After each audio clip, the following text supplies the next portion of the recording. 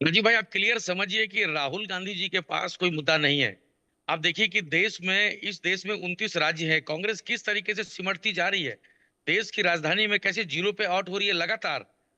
और इसलिए बिहार का भी नंबर आने वाला है। ये बड़ी बड़ी बात करने से वोट चोरी और एसआईआर के ऊपर एक संवैधानिक प्रक्रिया है चुनाव आयोग का।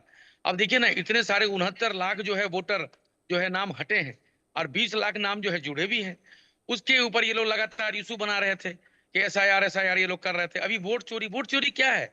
एक चुनाव चुनाव आयोग एक इंडिपेंडेंट यहाँ पर बॉडी है, एक संस्था है, वो चुनाव कराते हैं।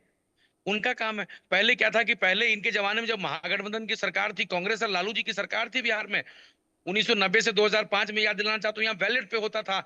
यहाँ ये लोग छापते थे ऐसे मोहर मार मार के। गुंडागर्दी बदमाशी का पराकाष्ठा हो गया था। इंटेलेक्ट लोग देश भर में जो आपस में बात करने लगे थे कि इस राज्य को आजू बाजू के राज्य में मर्ज करना पड़ेगा। ये इनके शासन में वे होता था, इसमें बराबर की हकदार विवेक भाई राहुल गांधी और कांग्रेस 1992 पार्टी से रहे और हैं। उसके ये बाद से समझ लीजिए गंगा में आप। पानी बहुत कांग्रेस बह पार्टी का चुका है। लगातार समर्थन मैं रहा है। एक यहाँ महीने की मोदी जी बात का कह रहा देश हूं, है, यहाँ वोट सुशासन अधिकार लागू की यात्रा सरकार है। निकालने के एनडीए बाद की पढ़े लिखे बिहार लोगों के की सरकार अलग, है। विवेक यहाँ भाई, ऐसे नहीं होता है। बिहार के अलग अलग हिस्सों में लोग बात कर रहे हैं। ये इसमें कोई कुतर्क नहीं है। लोग इस पर चर्चा कर रहे हैं। ये सही हो गलत हो मुझे नहीं पता, क्योंकि इलेक्शन कमीशन के चैलेंज पर कोई पार्टी आगे जाकर एफिडेविट देने नहीं गई, वो अलग चीज है। लेकिन लोग बात कर रहे हैं कि आपको लगता है कि नुकसान नहीं होगा? राजीव भाई, इसमें कोई भी दम नहीं है। चुनाव आयोग, अब देखिए, पूरे भारत में एक राज्य में चुनाव हो रहा है, बस बिहार में। वो ये भी बात चल रही है कि एक दिन में ही चुनावी प्रक्रिया खत्म हो जाए। तो ये सब चुनाव आयोग का काम होता है। इन लोगों को डर सता रहा है कि यहाँ जो फिर से दाल गलने वाली नहीं है, और सरकार फिर से एनडीए की बन जाएगी। इसीलिए ये लोग बहाने पे बहाने जो है बना रहे हैं कि यहाँ वोट चोरी वोट चोरी। वोट चोरी क्या है? राहुल गांधी के का जो नेतृत्व है उस पर सवालिया निशान है कहीं ना कहीं। कांग्रेस पार्टी के जो बड़े नेता हैं, वो ये चाहते हैं कि हमारे बिहार में एक बोला जाता है लल बबुआ। वो हाँ चाहते हैं ये लोग कि लल बबुआ जो है यही कांग्रेस का नेतृत्व करें, और वो हम लोग मलाई खाते रहें। इस हाँ। तरीके से अब राहुल गांधी जी कर रहे हैं। आप बताइए ना, हम लोग मिथिला से आते हैं, सीता मैया की धरती से। जी। मर्यादा पुरुषोत्तम रामचंद्र जी जो है यहाँ हमारे मिथिला आए थे, और धनुष तोड़ के यहाँ शादी हुई थी। वहां मिथिला की पावन धरती पे राहुल गांधी की सभा में किस तरीके से इनके कार्यकर्ता जो है मोदी जी को गाली देता है। आदरणीय प्रधानमंत्री जी, इनके भी तो ठीक है, प्रधानमंत्री हैं। खैर ठीक है, तो ठीक है, यहाँ ठीक है। कभी गृहस्थी जी ख्याल की से सभा में मेरे गाली दी ख्याल से जाती है, मेरे ख्याल से जबकि प्रधानमंत्री बतौर जी की माता प्रवक्ता जी का तर्क निधन देना हो चुका है। अच्छा है, मैं मना नहीं करूंगा। आपको अपनी पार्टी को भी सामने रखना है, आपको गठबंधन को भी सामने रखना है। लेकिन चितरंजन गगन मेरे साथ, प्रवक्ता आरजेडी, इस वक्त जुड़े हुए हैं। चितरंजन भाई, आपने सुना अभी जो कुछ कह रहे थे विवे भाई, यहाँ पर कह रहे थे कोई फर्क पड़ता नहीं दिख रहा है। यहाँ पर पुराना इतिहास बता रहे थे और कहते हैं ललबबुआ की तरह ट्रीट किया जा रहा है। देखिए, लोजपा के साथी जो बोल रहे थे, पता नहीं कितना पहले का चुनाव देखे हैं, लेकिन टीएन शेषन साहब का नाम जरूर इन्होंने सुना होगा। और जब ऐतिहासिक जीत हुई थी जनता दल की लालू जी के नेतृत्व में 1995 में, तो उस समय टीएन शेषन यहाँ के इस देश के मुख्य चुनाव आयुक्त हुआ करते थे। और टीएन शेषन के समय से जो चुनाव में सुधार हुआ, वो एक मिसाल हुआ। पूरे अंतर्राष्ट्रीय स्तर पर भारत के चुनाव आयोग की चर्चा होने लगी। तो शायद पता नहीं कौन इतिहास के पन्ना में इन्होंने पढ़ा है, अब तो यही जवाब देंगे। लेकिन 1990 के बाद टीएन शेषन साहब को मुख्य चुनाव आयुक्त बनने के बाद जो भी गड़बड़ियां होती थी चुनाव में, वह पूर्णतः बंद हो गई। यह मैं नहीं कह रहा हूं, आपको भी जानकारी होगी, सभी जानते हैं। अब इन लोगों ने एक जो हुआ खड़ा कर दिया है किसी बात पर, परसेप्शन बनाना, प्रोपगंडा करो, परपंच करो, प्रोपगंडा करो, एक परसेप्शन बनाओ। एसआईआर के बारे में कह रहे थे, आप भी कह रहे थे अभी, एसआईआर कितना लथार खाना पड़ा चुनाव आयोग को माननीय सुप्रीम कोर्ट के सामने में। सुप्रीम कोर्ट ने जब डंडा चलाया, बार बार डंडा चलाया, उसके बावजूद भी आज भी जो फाइनल जो पब्लिकेशन हुआ है मतदाता सूची का, उसमें देख लीजिए जो है कितनी गड़बड़ियां हुई है। और अब यह पूछेंगे, किसी ने नहीं कहा साहब जो जिंदा है वो मर गया, जो मरा है माने उसको आप वोटर लिस्ट में नाम दे रहे हैं। जो जिंदा है इसको आप वोटर लिस्ट में चितरंजन कहना भाई, है कि मर चितरंजन गया, भाई, जो राजीव चितरंजन गांधी भाई, के इस साथ, बारे में राहुल तो गांधी बिहार के का साथ बच्चा अटैच बच्चा किया है। जानता है ये पूरा मुद्दा क्या है।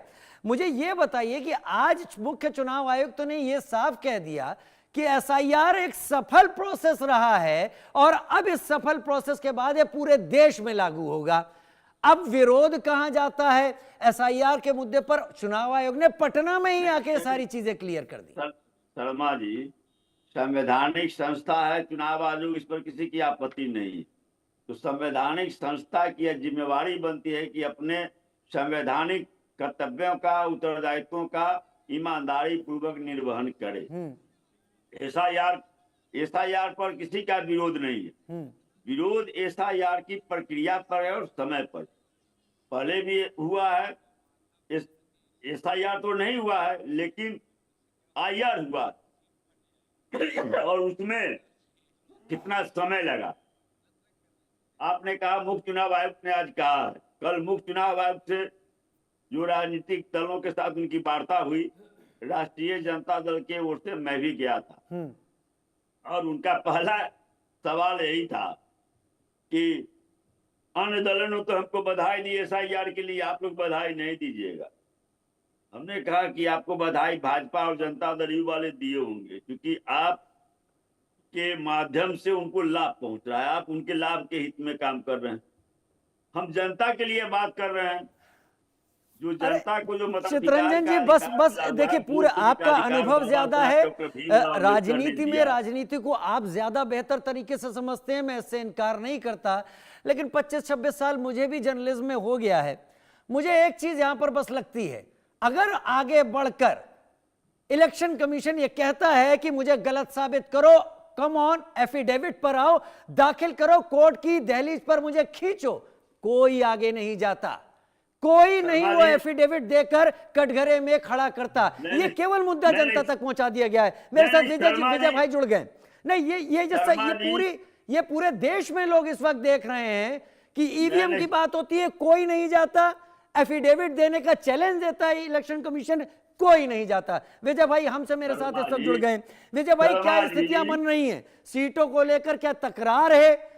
जीतन राम मांझी साहब कह चुके थे कि अब बड़ा वक्त हो गया है, हम राष्ट्रीय पार्टी की तरफ आगे जाने वाले हैं। क्या एनडीए अब जीतन राम मांझी की सोच और आपकी उम्मीदों पर ध्यान दे रहा है या फिर अंदर खाने कुछ समस्या है? नहीं शर्मा जी, ऐसा कुछ बात नहीं। देखिए, सबसे पहले तो आप जान लीजिए कि एनडीए बिल्कुल इंटेक्ट है, हम कहीं ई फॉरवर्ड नहीं है। आज हमारे राष्ट्रीय दल के संरक्षक माननीय केंद्रीय मंत्री श्री जीतन राम मांझी जी के आवास पर सम्राट चौधरी जी आए थे, विनोद तावड़े जी आए थे, भाजपा प्रभारी धर्मेंद्र प्रधान जी आए थे, वो अचानक आए थे। देखिए, हमारे नेता ऑलरेडी दरभंगा जाने के लिए तैयार थे, निकल ही रहे थे कि अचानक फोन आया कि मैं आपके यहाँ चाय पीना चाहता हूं। लेकिन हमारे नेता ने कहा कि नहीं, जब चाय पीने आ रहे हैं तो रुक जाइए, खाना भी खिलाएंगे, तो लिट्टी चोखा भी 5 मिनट। जी हमारे मानी जी ने कहा कि आप खाना भी खाइए आए तब। लेकिन औपचारिक उन लोगों ने आए, अचानक आ गए और कहे कि हम सिर्फ चाय पीने आए थे, आप ठीक ठाक है ना। उनके सेहत के बारे में उन्होंने पूछताछ किया। लेकिन आज जो हल्ला है कि मांझी जी गर्म हो गए, सम्राट चौधरी गर्म हो गए, वो तेवर में थे, कोई सीट शेयरिंग पर बात आज नहीं हुई है। वो औपचारिक सिर्फ हाल चाल जानने के लिए, एक दूसरे से मिलने के लिए। आप तो देखे होंगे कि सवेरे पर विनोद तावड़े और धर्मेंद्र प्रधान जी ललन सिंह के यहाँ भी गए थे। जब वे लोग गए तो हमारे नेता हड़बड़ा कर दरभंगा गए हैं, दरभंगा में कार्यक्रम था, अभी दरभंगा सब लौटने वाले हैं। तो इसमें कहीं कोई दिक्कत नहीं है। देखिए, जब सीट लीडर दिल्ली में बैठेंगे, सीट की बंटवारा होगी, हम लोग को पूर्ण विश्वास है, हम पार्टी का, हमारे नेता का, कि हमारी जो भागीदारी है दल के अनुसार उतना सीट लीडर देने का काम करेंगे। लेकिन मार्केट में तरह तरह के हल्ला है, भी हल्ला कर रहे हैं कि मांझी जी डूबक गए, मांझी जी बिगड़ गए। ऐसा कुछ नहीं है। देखिए, मांझी जी बिगड़ने वाले नहीं है। आप एमपी चुनाव की जहां बात करते हैं तो एमपी चुनाव में हम लोग को कमिटमेंट हुआ था 2 एमपी, 1 राज्यसभा, 1 एमएलसी। लेकिन मिला कितना है? एक एमपी, किसी कारणवश नहीं मिला, लेकिन हमारे नेता ने कुछ बोलने का काम नहीं किया। विजय भाई देखिए, मानिए, आज हमारा नेता केंद्रीय विजय भाई मंत्री- बहुत ज्यादा खींचना नहीं है, क्योंकि ये तर्क